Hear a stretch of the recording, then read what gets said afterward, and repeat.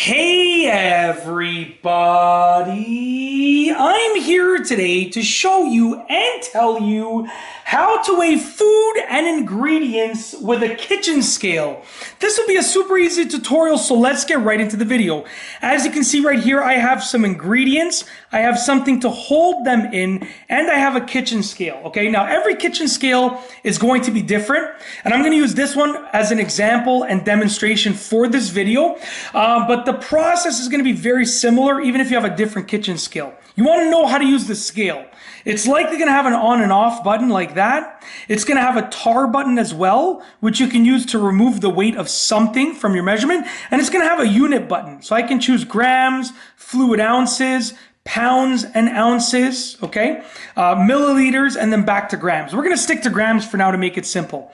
Now, when you've turned your scale on, you want to make sure it's calibrated to 0. So you can see when I remove all weight, it goes to 0.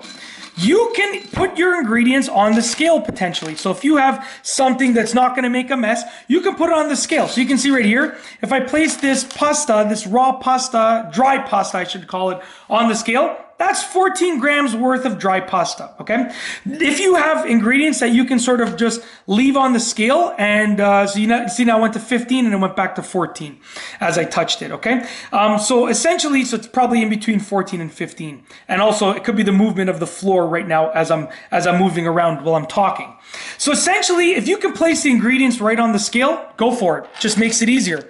However, if you cannot place the ingredients on the scale, let's say you can't place the ingredients on the scale because they're dusty or dirty, whatever the case is, it might be a liquid, then you need to place a measurement tool on there or a holding tool, and you need to tare it or tar it. I don't know how to say that word. So I'm going to place the bowl on there. The bowl itself weighs 212 grams.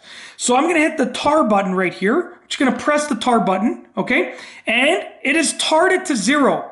So with the bowl on there, it's 0. So it's essentially removing the weight of the bowl from the measurement. Now I can place my pasta in the bowl, and the measurement, the weight measurement that's displayed for the ingredients or for the food is only for the ingredients and not for the holding tool.